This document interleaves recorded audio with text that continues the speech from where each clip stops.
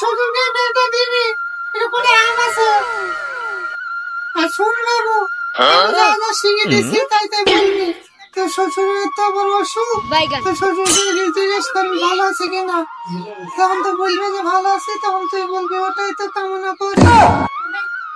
ঠিক আছে তাহলে ভাই বলবো। আর সবসময় হাসি খুশি থাকবে, মন বেকারকে থাকবে না।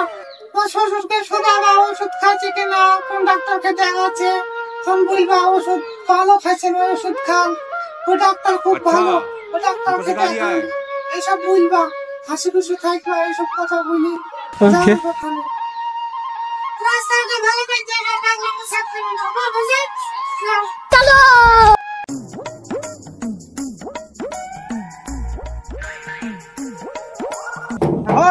গেট খুলো।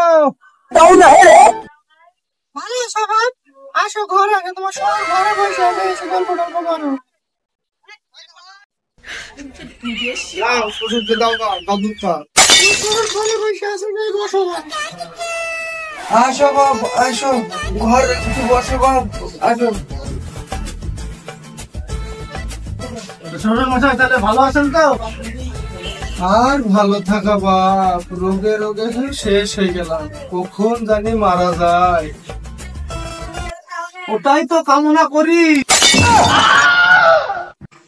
না বাবলা, পানি খাও।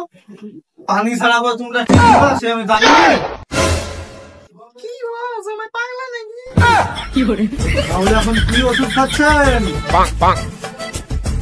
ওষুধ খাচ্ছি না, আর বাল খাচ্ছি। বাহ, খুব ভালো ওষুধ, খেয়ে যান।